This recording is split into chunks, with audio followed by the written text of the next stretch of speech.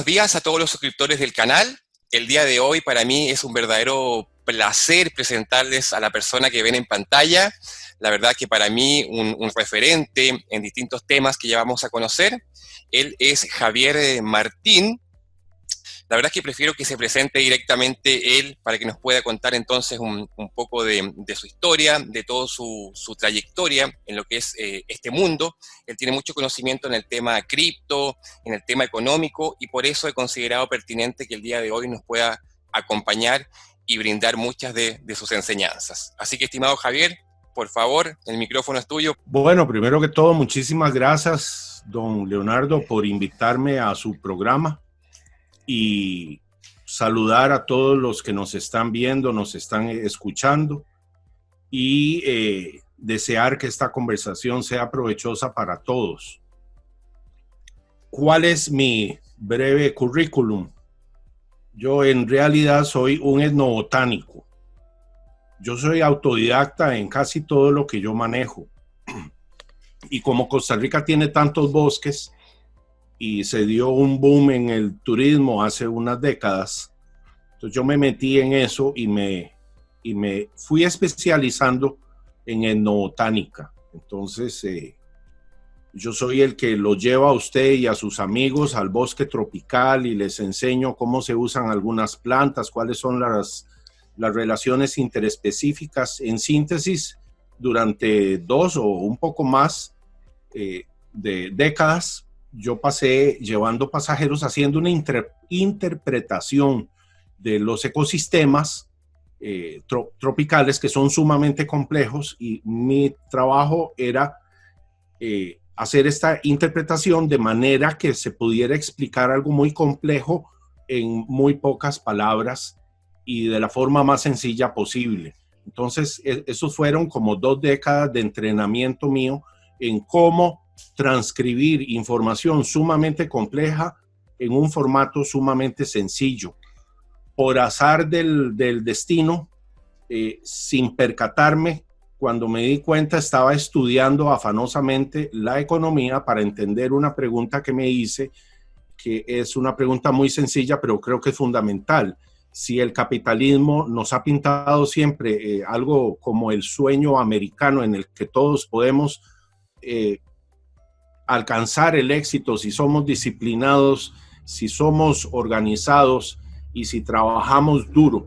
¿Por qué después de tantísimo tiempo? Porque olvidé mencionar que uno de mis proyectos entonces fue la creación de una agencia de tour operación receptivo en Costa Rica vía internet, y dediqué muchísimos años a este esfuerzo y no obtuve el éxito.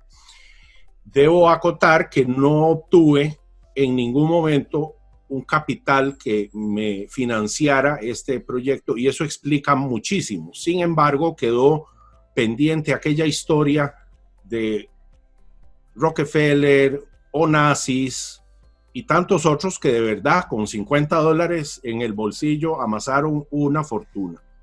Y entonces me puse a tratar de entender qué era lo que había pasado, y para eso me metí a estudiar la economía en una forma sencilla y descubrí un mundo interminable de asuntos sumamente interesantes. Yo me propuse en un principio, me juré a mí mismo no meterme en política, sino dedicarme única y exclusivamente a la economía, para no embarrialar la cancha, para no hacer la cosa todavía más difícil, y la misma economía me llevaba una y otra vez al tema político, sí o sí. Cuando ocurre que Donald Trump empieza a hacer campaña y empieza a decir lo que nadie quiere decir, ya ahí dije, bueno, ya es imposible, ¿verdad? Además, esta extraña situación en la que un tipo como Donald Trump, con todo su mundo estrafalario y todo lo que quiera de mal gusto y todo, la realidad es que yo me encontré como haciendo una alegoría a un individuo en media calle al que le están pegando tres contra uno. Y yo dije, no, pues es que esto es raro, ¿por qué pasa todo esto? Entonces me metí a ver qué era lo que pasaba y descubrí todavía otro mundo más. Son universos tras universos que han venido descubriéndose ante nosotros de manera impresionantemente rápida, contundente en los últimos años. Y esto que yo inicié como un estudio meramente económico e hice todo el esfuerzo posible por no meterme ni en la geoestrategia ni en la política, al final terminé embutido sí o sí, ¿verdad? Claro, justamente, Javier, y como tú mencionabas, justamente yo te sigo porque tú tienes, la verdad, una facilidad para poder explicar temas sumamente complejos, como lo es la economía, política y todos estos temas que parecen estar interconectados. Los puedes explicar de una forma muy sencilla, y eso es lo que justamente me lleva a mí y a miles de personas a seguirte en tus distintas redes sociales. Esas redes sociales ya las vamos a mencionar al final de la transmisión para que las personas te puedan seguir. Así que qué interesante que te has dedicado durante muchos años a lo que es el estudio, primero desde los ecosistemas naturales, allá en Costa Rica, pero ese estudio luego pasó a lo que es el estudio del sistema económico, del sistema político, y justamente por eso es que te tenemos acá para poder indagar un poco en todo esto. Y bueno, ¿cómo ves tú, Javier, lo que está sucediendo económicamente en el día de hoy? O sea, ¿crees que esto de la pandemia realmente es así? Hay muchas teorías al respecto. Algunos dicen que tal pandemia no existe, que fue creada. ¿Cuál es tu opinión al respecto de esto? Mire, a mí también me engañaron varias veces. Al inicio de toda esta situación tenía una postura, tiempo después la cambié radicalmente, es decir, al principio no creía, después por lo que empezó a ocurrir en Italia, sobre todo, pues fue muy, entre comillas, evidente que en realidad el virus existe, pero después volvió a virarse la tortilla, empezó a aflorar un montón de información que hizo otra vez que yo cambiara mi postura. Actualmente, lo que yo creo es que el virus existe. Yo creo firmemente que fue creado en un laboratorio. Hay abundantes pruebas de ello.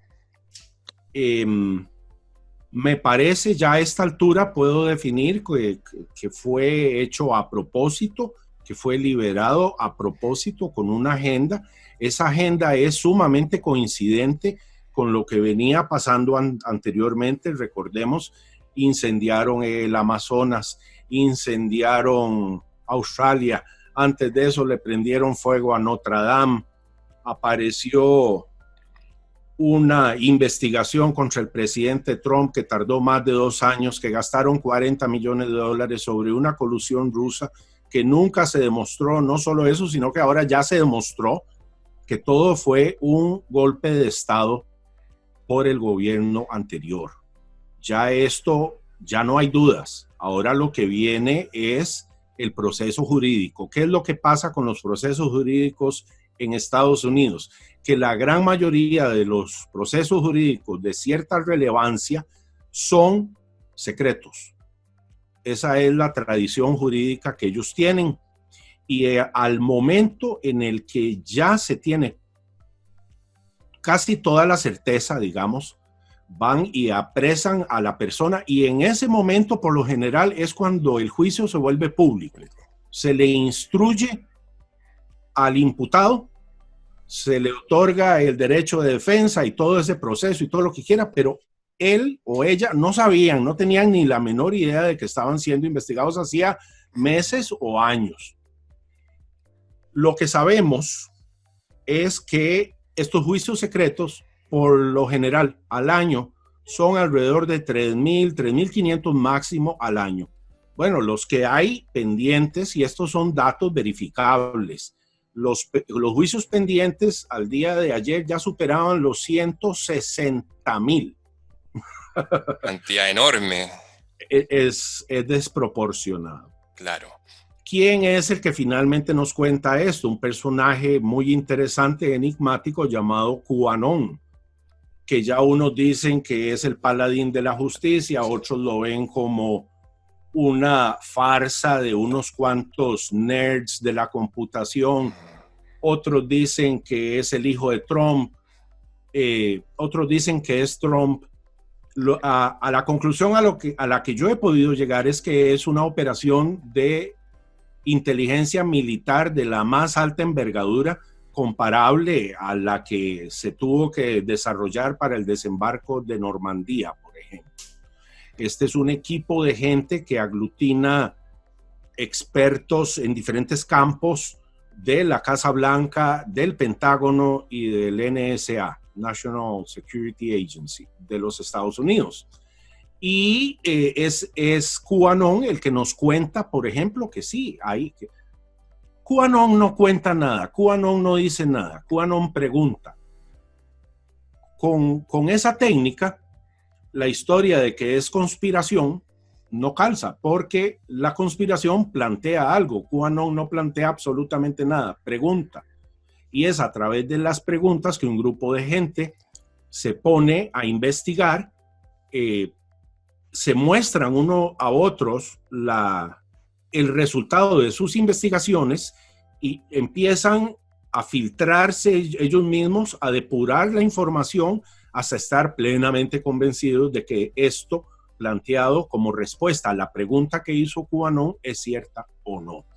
Entonces, es muy difícil para el establecimiento salir y decir es una conspiración, porque desde el arranque ya no hay conspiración. Es toda una técnica sumamente interesante de ingeniería social que se contrapone a la ingeniería social que el establecimiento ha venido llevando, manipulando a la humanidad entera hace 200 años, según quiera verlo, hace 100 o hace 500.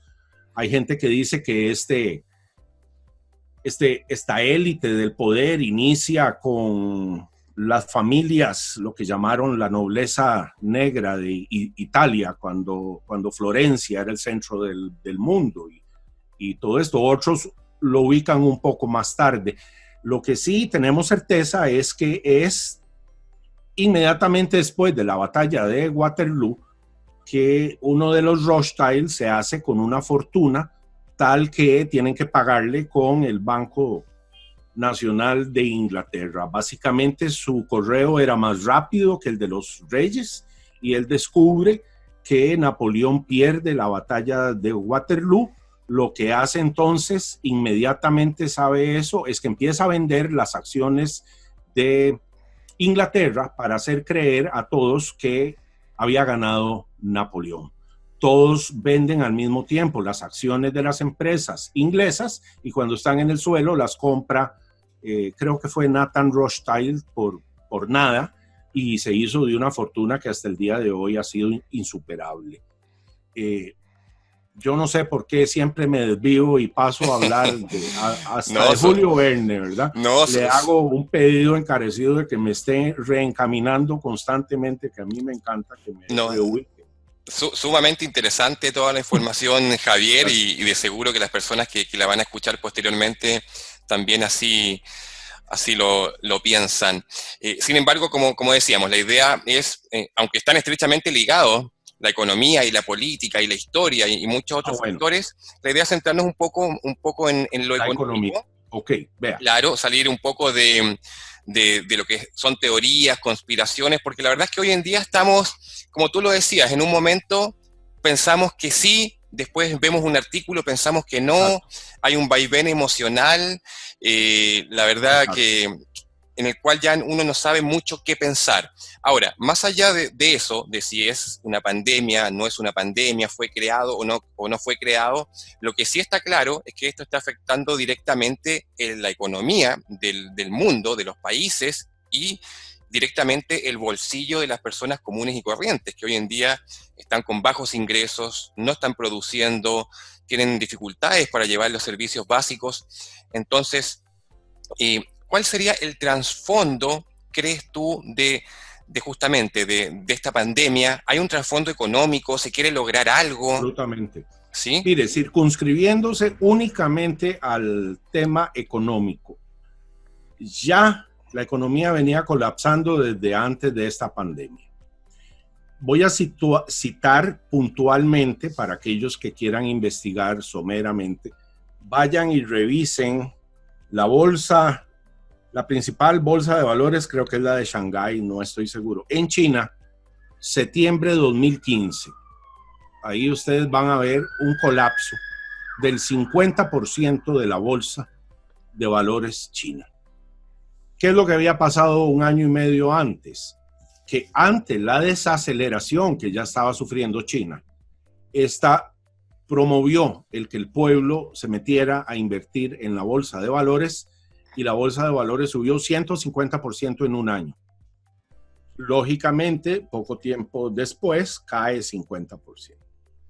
Ese es el colapso inmediato después del 2008. Dejemos algo muy claro. La crisis del 2002, la crisis del 2008 y la crisis de hoy son lo mismo. Es exactamente lo mismo. ¿Por qué digo eso? Porque cuando ocurrió lo que ocurrió en el 2002, lo resolvieron inyectando toneladas de dinero nacido del aire y no cambiaron el esquema de nada. Vuelve a suscitarse la explosión de una burbuja en el 2008, se le llama la crisis inmobiliaria. Vuelven a salvar a los bancos con el dinero del pueblo. Ahí es donde técnicamente muere el capitalismo, porque eso no es capitalismo, eso no es libre mercado. No sé lo que es, pero no es libre mercado. Puede ser fascismo corporativo, puede ser socialismo de compadres, pero básicamente no se resolvió nada. Ningún gerente o director de los bancos que cometieron esas barbaridades en el 2008 sufrió pena alguna, ni siquiera se les despidió. Merecían cárcel, pero habían cambiado las leyes unos años antes para poder seguir haciendo lo mismo. Se rescata al pueblo con la ley TARP, se rompe así con el verdadero sistema capitalista, y lo peor del caso es que siguen haciendo exactamente lo mismo las mismas personas y hacen que esos bancos que eran demasiado grandes para dejar caer se vuelvan aún más grandes y que aumente aún más el riesgo. Nótese que cuando Donald Trump, persona que yo sigo, estudio y ahora admiro después de mucho tiempo, terminé admirándolo por lo sagaz que es, él en campaña dice que lo que hay es una burbuja gigantesca, gorda y obscena, dijo literalmente. Y que él llega a la presidencia y todo eso va a acabar y todo no sé qué. Llegando a la presidencia, lo primero que dice es que el incremento del índice Dow Jones se debe a que él ganó y que él está a cargo, y a partir de ahí él vuelca totalmente su discurso, pasa de ir hacia el norte y lo viró otra vez ahora al sur, ¿verdad? Eso desencanta a muchos, lógicamente, pero años después lo que se observa es lo que tenemos hoy. ¿Qué es la pandemia? La pandemia, tratando de no politizarlo al máximo, visto desde el punto de vista de los bancos centrales, es la excusa perfecta para echarle la culpa a alguien de la crisis económica en la que estamos. Es decir, es la forma fabulosa en la que los bancos centrales no asumen de nuevo su responsabilidad. Antes solían echarle la culpa a la guerra. Podemos ver entre guerras mundiales, usted revisa los antecedentes del mercado unos años antes y ve el mismo esquema. De hecho, lo analizó Gerald Celente, lo han analizado otros autores. Básicamente la secuencia es guerra comercial, guerra de divisas que desencadena al final una guerra mundial. En las dos guerras mundiales se dio exactamente el mismo esquema. Íbamos en ese esquema inexplicablemente, y vea cómo se politiza una y otra vez, pero ya casi acabo. Ya casi acabo. Mire, le prometo solo esto. Un presidente de Estados Unidos asume la presidencia y a los pocos meses le dan un premio Nobel de paz por lo que él va a hacer algún día, por la paz. Se lo entregan ahí mismo. Se llama Barack Obama. Le dan este premio Nobel de paz. Él hereda 2 guerras y las convierte en 7. explíqueme qué Nobel de Paz hace eso. En esas circunstancias está por quedar Hillary pocos meses antes de que gane Trump. El mundo está literalmente en una guerra mundial, no me vengan a decir que no. Llegó un momento en el que usted podía ver entre las noticias de todos lados por lo menos 12 países en guerra abierta en ese momento. Y entra el loco de Trump y se acabaron las guerras.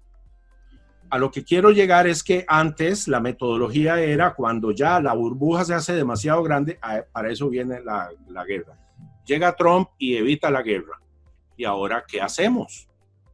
Entonces Trump, creo yo, la tesis era desenmascaremos a los bancos centrales, desenmascaremos, por ejemplo, el impuesto sobre la renta, que no existía sino hasta la creación de la Reserva Federal en 1913.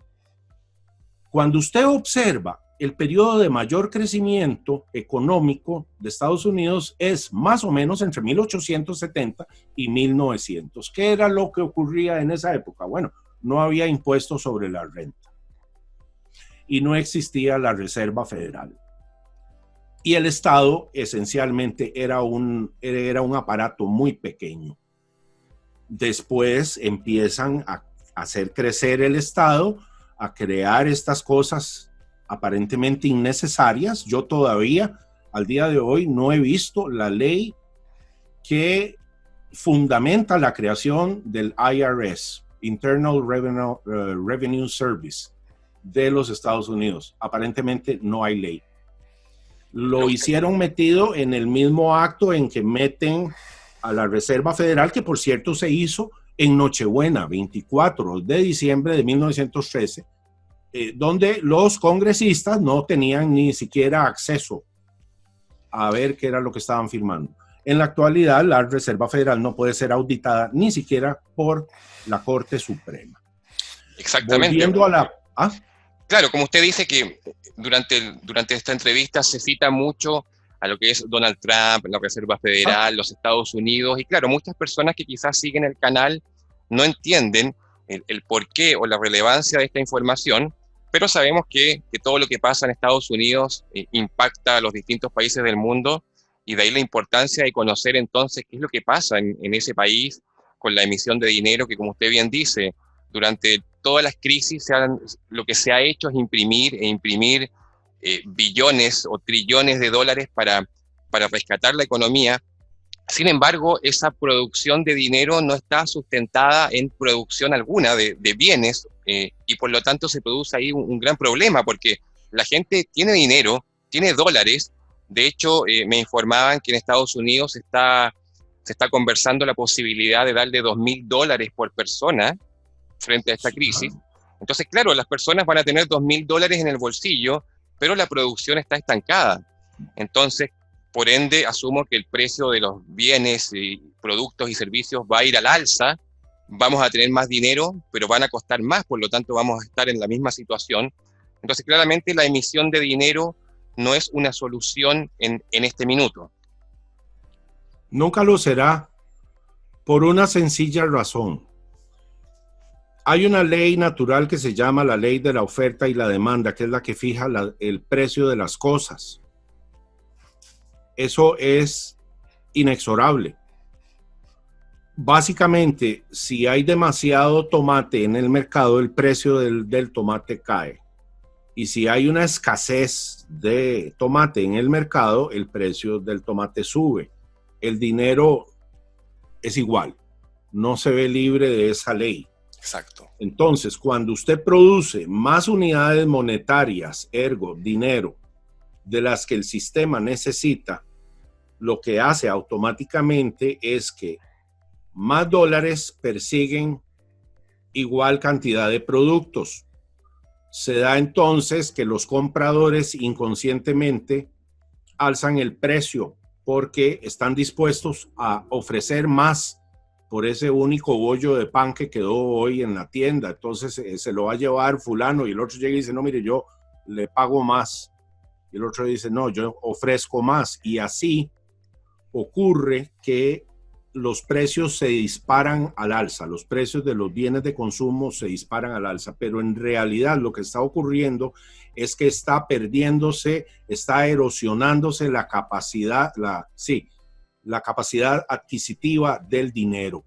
Exacto. Usted está comprando cada vez menos con más dinero. Hasta que llega un momento, y esto se ha registrado en muchas oportunidades en la historia, en diferentes países del mundo, en diferentes momentos de la historia, se ha dado el fenómeno conocido como hiperinflación.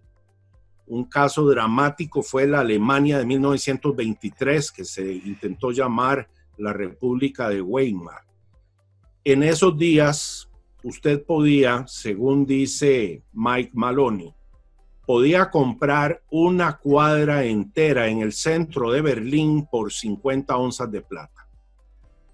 Las fotografías de la época muestran a mujeres llevando dinero en carretillos a la tienda, montar los sacos de dinero para comprarse algo, volver y ya el carretillo se lo habían llevado y el resto del dinero estaba en el suelo. Exactamente, pareciera que la historia se repite una y otra vez.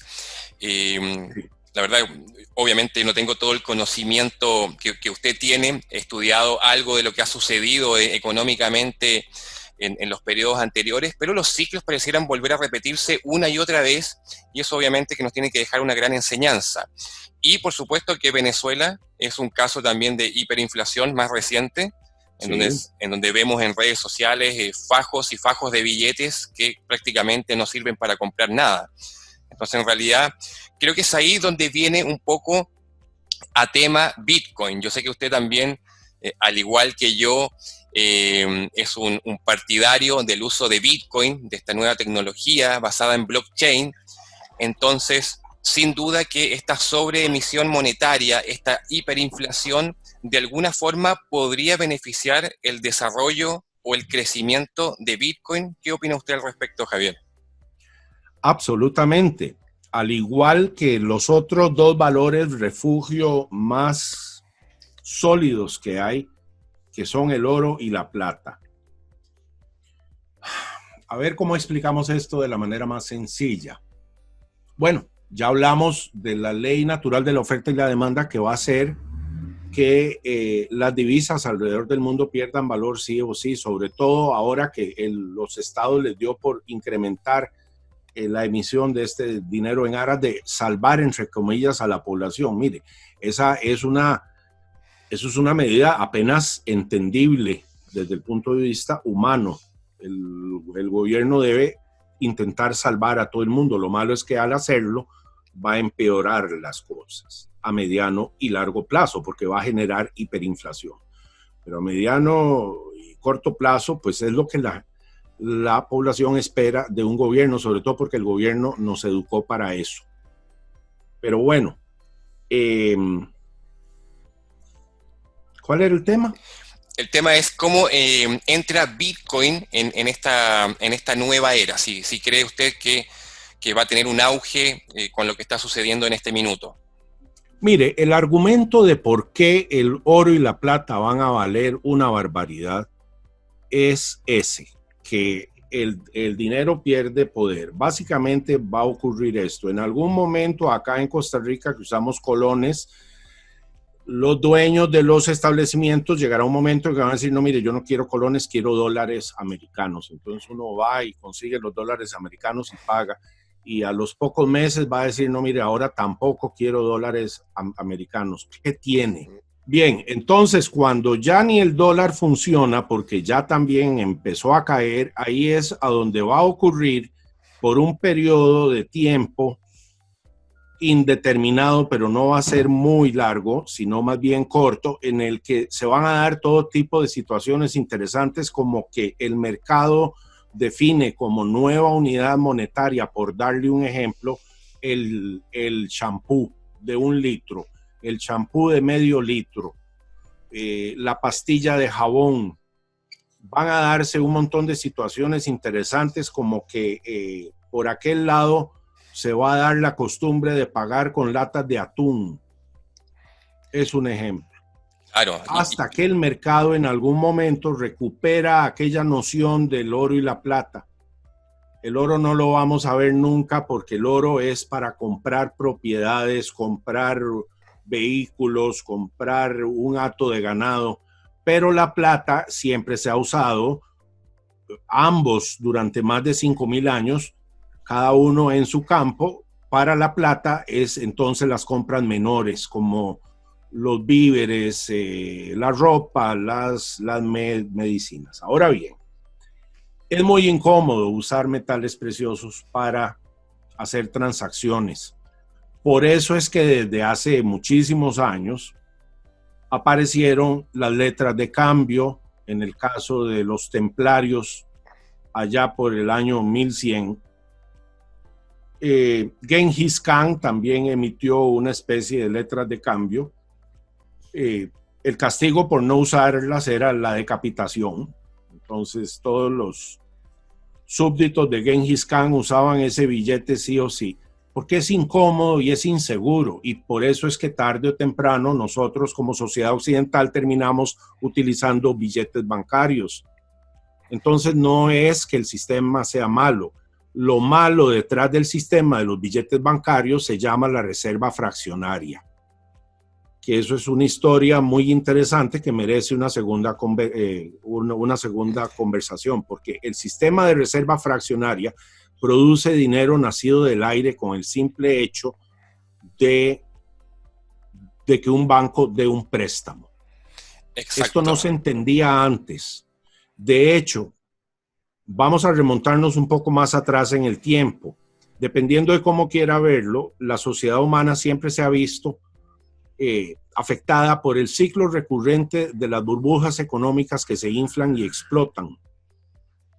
A tal grado de que en 1851 aparece un parlamentario en Inglaterra llamado Peel y se crea la ley de Peel, P-E-E-L, que intenta eliminar el sistema de reserva fraccionaria porque genera el ciclo de las burbujas. Fíjese que ya desde esa época, 1851, ya se entendía esto. Se aplica la ley, pero desgraciadamente para aquel entonces los economistas no entendían a cabalidad cómo funcionaba este sistema y obviaron el simple hecho de que además de la práctica de emitir dinero nacido del aire por decisiones políticas o por el sistema contable que utiliza el banco llamado reserva fraccionaria, resulta que además, era lo que no se sabía en aquel entonces, cada vez que un banco presta dinero, crea dinero nacido del aire. Es decir, antes de ese préstamo, ese dinero no existía. Tan es así que cuando usted termina de pagar el préstamo, ese dinero prestado desaparece. Lo que no desaparece es lo que uno pagó con el sudor de la frente, que es producto del trabajo. Es decir, a uno le dan dinero ficticio, imaginario, porque es un asiento contable nada más. Hoy se traduce en unos dígitos en una computadora y la capacidad de ir a un cajero automático.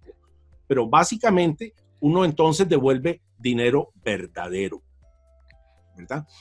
¿Dónde es que inicia esta tergiversación terrible? Por eso es que necesitamos una segunda conversación. Durante la Edad Media, con una institución que se creó espontáneamente llamada Depositum Confessatum. Y esto era porque la iglesia consideraba pecado mortal el prestar con interés. Se consideraba usura. Y entonces no solo lo excomulgaban, sino que además no iba a entrar al cielo.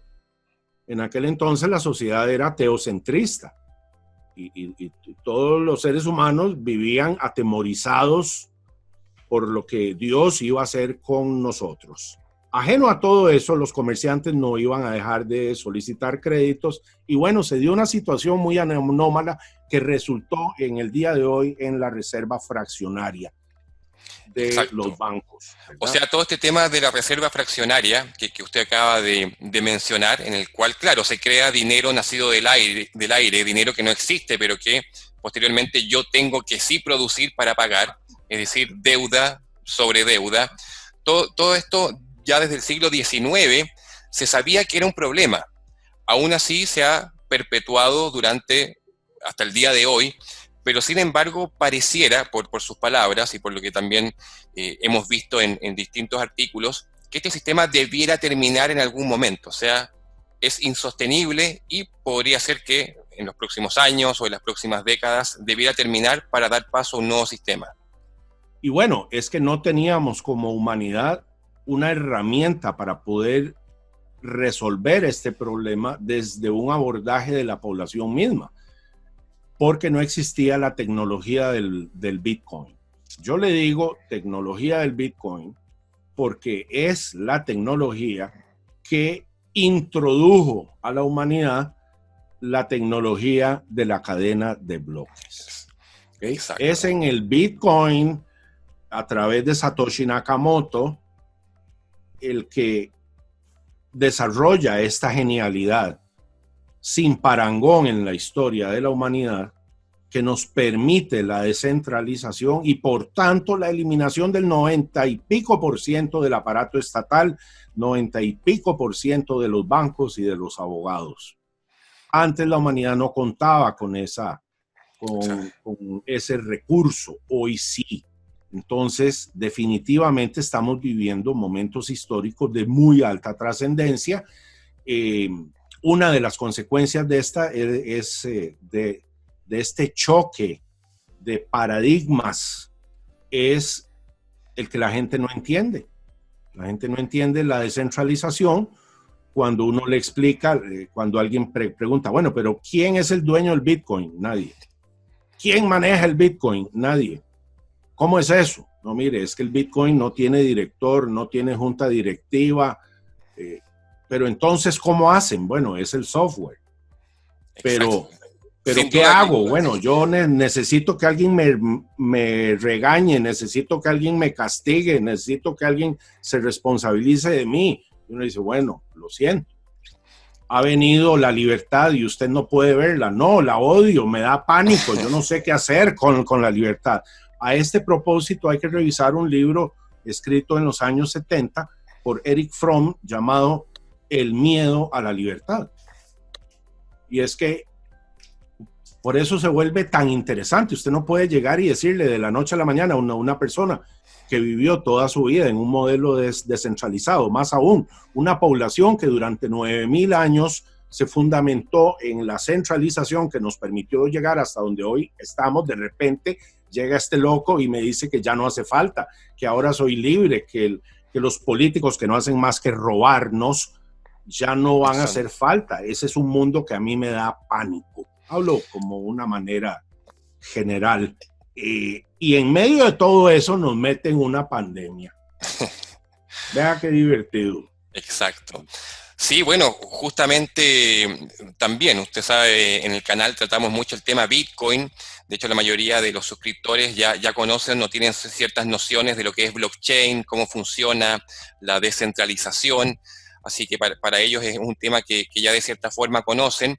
Pero para las personas comunes, de alguna forma, por así decirlo, que no conocen, es muy difícil poder explicarles cómo funciona, para qué sirve y cómo de alguna forma los puede ayudar de aquí en el futuro.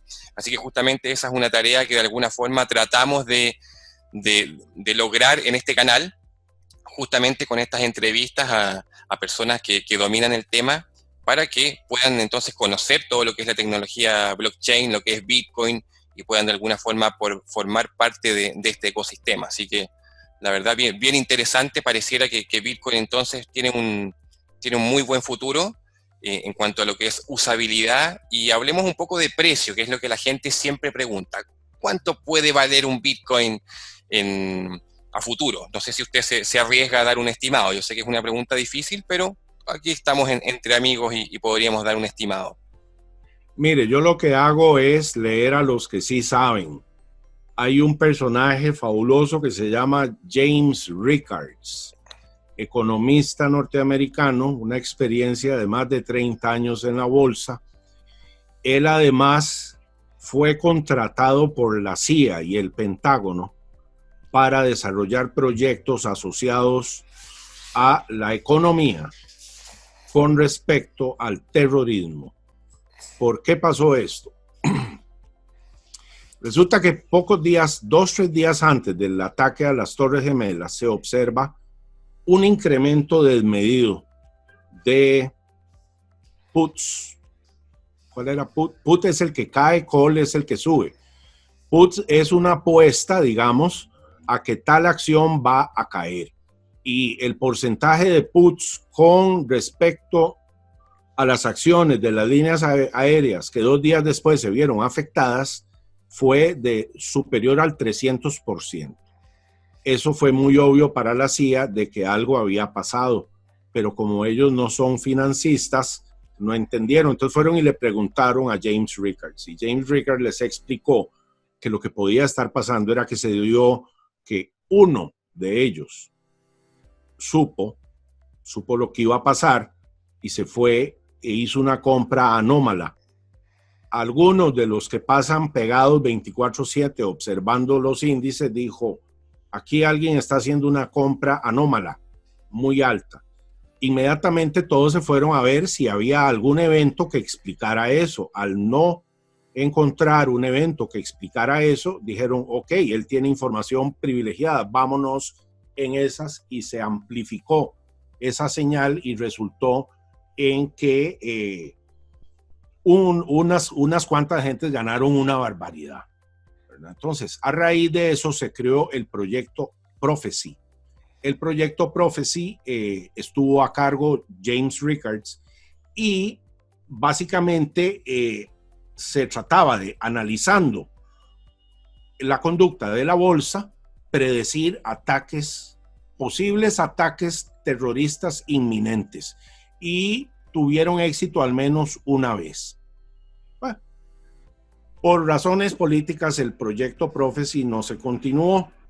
Además de eso, James Rickards participó en un juego de guerra en el Pentágono que involucraba el oro. Y bueno, toda esta información está en uno de sus 2 libros que yo leí, los 2 primeros libros, ya he hecho 2 o 3 más que no he leído. Estos se llaman Muerte del Dinero, Death of Money, y el otro se llama Currency Wars, Guerra de Divisas. Como fuera, en uno de estos libros, James Rickards, que dice tener acceso a información de tipo militar debido a estos contactos, han logrado determinar, o en aquel entonces, hablo del 2014 más o menos, cuál era la cantidad de oro que tenía China en aquel entonces. Con base en eso, con base en la información que él tiene de cuánta es la cantidad de oro que tiene Estados Unidos y otros datos más, él se pone a hacer unos modelos, más o menos se lo explica a uno, y termina con este esquema. Bueno, es un hecho que el dólar va a perder su condición de divisa de reserva internacional. Esto es muy importante entenderlo. Eso no significa que el dólar muere, tal cosa no existe. Pierde su condición de divisa de reserva internacional. Para aquellos que no sepan lo que esto significa, es la divisa que acordamos por convención a nivel internacional que se utilizará el comercio. Punto. Usted no puede decir yo no recibo esta divisa con la que me quieren pagar mis exportaciones. Tiene que recibirla sí o sí, ¿verdad? Okay. Va a perder esa condición por sobreemisión. Para poder restaurar las cosas, plantea una tesis. James Rickards dice, entonces lo que hay que hacer es agarrar como Banco Central, en el caso de Estados Unidos, Reserva Federal, y llega y agarra y acumula una cierta cantidad de oro y lo enseña al público y le dice, aquí está el oro. Eso es para restaurar la confianza.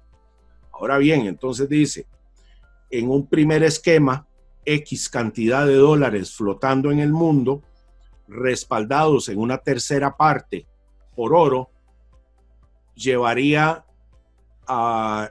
el precio de la onza de oro a más o menos $5,500, $6,500 la onza. ¿Okay? En un segundo esquema, digamos que la confianza no fue suficiente, entonces respaldarían en un 50% la masa monetaria circulando en el mundo, lo cual llevaría el precio de la onza Troy de oro a más o menos $12,500. Y en un tercer escenario estarían respaldando en un 75% la masa monetaria y eso llevaría el precio de la onza de oro a $22,500. Bien, de seguro muchas personas dicen, ¿y por qué él está hablando del oro y no del Bitcoin? Ok, ahora sí. ¿Cuántas veces más es el Bitcoin? ¿Cómo es? ¿Cuántas onzas de oro puede usted comprar con un Bitcoin actualmente? Como 5. Aproximadamente, sí. Aproximadamente. Sí. Digamos que quedó a medio camino y que el oro ahora en algún momento llegará al tope de $12,500. Ahora sí, por 5, ¿cuánto es? Arriba de $50,000. Exactamente. Vea que aquí no hay fantasía, no es lo que yo quisiera, no. Aquí usted va, claro, tiene que hacer una investigación, tiene que ir a leer a James Rickards, tiene que después ir a ver las fuentes que demuestran que lo que dice James Rickards es cierto, no hace falta, es una autoridad mundial. Los que se pelean con él se pelean frente a él, frente a todo el mundo, y él les gana a todos, o a casi todos, ¿verdad? Entonces, si las condiciones son esas, el Bitcoin no baja de $50,000. Ahora, usted bien sabe que hay más de 200 individuos que han pronosticado la muerte del Bitcoin. Y ahí está. Y mire, cuando hace menos de 15 días yo entendí que podía comprar más de 6,000 barriles de crudo con un Bitcoin, ahí ya fue el acabose. Ahí el concepto que del Bitcoin ha tenido la humanidad cambió drásticamente y se muestra porque a partir de ahí un montón de gente que siempre dijo odiar el Bitcoin empezó a preguntarle a su servidor, mire cómo hacemos, y bueno, la cosa por dicha ha estado mejorando. Pero no tiene límite, podría llegar a valer $100,000. Lo que pasa es que yo le soy honesto, Leonardo, lo que está por ocurrir, nadie puede saber qué es lo que está por ocurrir, porque nunca habían ocurrido las cosas que ya están ocurriendo de hace unos años para acá. Entonces, como no hay precedentes, se cumple lo de la teoría del cisne negro de Nassim Taleb, que dice que es un evento que es realmente la sumatoria de varios factores impredecibles que no se sabía que en conjunción iban a causar tantísimo daño y que era imposible pronosticar, puesto que nunca habían ocurrido esos factores confluyentes, pero también concluye que si ya ocurrió, se podía haber pronosticado, solo que no se tenía cómo. ¿Ve? Entonces, básicamente oscilará entre 50,000 a un poco más de dólares por Bitcoin. Qué buena predicción, esperemos que así sea. Bueno, la verdad es que estoy abrumado por la cantidad de información, se nota que es un estudioso de todo este tema y estoy seguro que las personas ahí que están viendo el video concuerdan con aquello. Vamos a ir con la siguiente pregunta entonces. Y en este caso, bueno, ya lo dijimos, ¿cómo proteger nuestro patrimonio? Oro, plata y Bitcoin, evidentemente. También usted ha hablado en algunos pasajes sobre lo que es el desarrollo de la agricultura. No sé si podemos mencionar algo al respecto, claro. ¿Sí? Para que, bueno, yo sé que hay muchas personas que en este momento no están en condiciones de invertir en Bitcoin, oro o plata, entonces la idea es también poderles dar a ellos alguna alternativa para que de aquí en adelante puedan llevar esta crisis de la mejor forma posible. De nuevo, un referente para el caso de pronóstico de que la agricultura iba a subir sí o sí, este es Jim Rogers, un magnate inversionista con muchísimo éxito, ex socio de George Soros en el Quantum Fund. Jim Rogers se especializó en comprar barato y vender caro. Entonces Jim siempre ha ido a contracorriente de lo que todos hacen. Y él, yo lo vi desde el 2014 advertir, que la agricultura iba a subir desmedidamente a partir de cierto punto, y ese punto él lo explicaba como que cuando algo toca el fondo y ya no hay más y ya no puede ir hacia abajo, pero tiene que seguir en movimiento, la única lógica es que va a subir. Y mencionaba además la pérdida de agricultores a través de los últimos 30, 40 años debido a la globalización, a la el hipergigantismo de la agricultura del monocultivo, sobre todo en los países desarrollados, y que en medio de todo esto la población seguía creciendo. Entonces, que no había que ser un genio para invertir unos años antes en agricultura con precios tan bajos, sabiendo que iba a dispararse sí o sí, lo que ni Jim Rogers ni nadie podía imaginarse era que iban a meter una pandemia para permitirles a ellos la narración del discurso de lo que está pasando. Exactamente. Básicamente, lo que Trump ha hecho, y esto lo dije desde el principio, dije, Trump, todo lo que usted quiera, pero él está mintiendo en la economía, porque con la economía usted no puede mentir, es matemática. Él lo que ha venido haciendo es prolongando esta situación, buscando una reelección. Desde su punto de vista está haciendo lo correcto, ¿verdad? Pero eso no quiere decir que nos va a ir bien, no nos puede ir bien, señores. Damas y caballeros, llevamos más de 30 años produciendo dinero nacido del aire, inflando la burbuja del todo. Cuando a mí me decían antes, mire, es que el Bitcoin es una burbuja, yo digo automáticamente, muéstreme un solo activo hoy que no esté en una burbuja. Todo el mundo calla. Exactamente. Es que no hay uno solo. Y es lo que pasó hace algunos días atrás con el precio del petróleo, que bien usted dice, se llegó a cotizar en un valor negativo.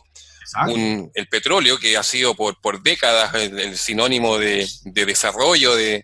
Es el activo que mueve el mundo. Exacto. Entonces, ver al petróleo en un precio negativo ya habla de eventos que la verdad pensamos que nunca iban a suceder. Ahí viene la teoría del cisne negro, que también da para un capítulo entero. Y la verdad es que como hemos visto en esta conversación, todos estos temas parecen estar estrechamente relacionados unos con el otro, y de ahí entonces la necesidad de estudiarlos en profundidad para poder estar más preparados frente a lo que viene, que la verdad no sabemos qué es lo que viene, pero sí tenemos que estar preparados. Sí sabemos que se va a encarecer mucho el costo de los alimentos, que se va a abaratar mucho el costo de las pantallas planas, de los vehículos, de los apartamentos, todo eso va para el suelo, pero la alimentación va al alza. Sabemos que ya hay un desempleo galopante a nivel global. ¿Qué más sabemos? Sabemos que con los hongos ostras se puede utilizar una habitación en la casa. Es simplemente una habitación que usted tiene que poder llevar a condiciones de asepsia total, y a partir de ahí, en una tecnología sumamente simple, muy barata, en un mes y medio está produciendo hongos ostra que tienen arriba del 40% de valor nutritivo en carbohidratos, arriba del 28% en proteínas y arriba del 15% en fibra, pero es que además tiene cantidad inmensa de antioxidantes. Entonces inhibe los radicales libres, pero es que además tiene una altísima actividad antimicrobiana para los siguientes patógenos: Escherichia coli, hay otros dos más ahí. Sí, Salmonella. Lo vi en su publicación del día de hoy en Facebook. Exacto. Sí, o sea, es una santísimo. Esa es una predicción muy interesante, lo que es el encarecimiento de la alimentación y de los bienes de primera necesidad versus los bienes que son netamente de consumo, como es tecnología, ocio, diversión, que vemos que ya en este momento están bajando de precio. De hecho, lo que es vivienda también está bajando de precio, los automóviles versus los alimentos que van al alza. Entonces, la verdad es que es un punto muy importante. Y hemos visto también el desarrollo o muchas personas que están interesadas en tener granjas en sus casas, se están cultivando, están plantando, y ahí también vienen entonces todo un Mire, nuevo Leo, modelo de negocio. Leo, el que no esté en estos momentos sembrando lo que sea, en el lugar que sea, aunque sea en macetas, si no lo está haciendo, no está entendiendo la gravedad de lo que está por ocurrir. Ahora, dígame que es un terrateniente y que tiene recursos, pues ese seguirá bien, va a perder gran parte de su capital, sí. Qué triste se va a poner, sí, pero no va a padecer hambre. Hay Exacto. mucha gente que todavía está esperando que el Estado le ayude, sin entender que el Estado, aunque le ayude, al final no va a servir, que le va a ayudar con dinero nacido del aire, que lo que va a hacer es generar hiperinflación y al final, con pérdida de tiempo, va a tener que agarrar el pico y la pala y ponerse a sembrar para no morir de hambre. Justamente, porque Yo vengo diciendo, el vea, Estado no produce, el Estado no simplemente vive, produce. exacto, entonces el Estado vive de los impuestos y de la producción, y al no haber producción, el Estado no tiene que brindar. Es un ciclo en realidad bastante lógico. Desgraciadamente venimos de 30 o más años de grupos de poder exigiendo su cuota de poder, haciendo huelgas para que le den lo que le toque. Bueno, sí, eso es cuando había, pero damas y caballeros, si no hay impuestos, no hay gobierno. ¿Cómo usted le está pidiendo que el gobierno, aunque le guste o no le guste, aunque esté de izquierda o de derecha, el gobierno no está en capacidad, ningún gobierno está en capacidad hoy de mantener a la población so pena de enviarla al mismo tiempo en el mediano plazo a la hambruna máxima? Exactamente. Bueno, la verdad es que nos llevamos varias lecciones de este video, de esta entrevista. Quisiera dejarlo hasta acá, obviamente en honor al tiempo. Agradecer que hayas estado durante esta entrevista con nosotros, compartiendo toda esta información. La verdad es que yo me llevo acá un listado de autores, de citas y de información que no conocía.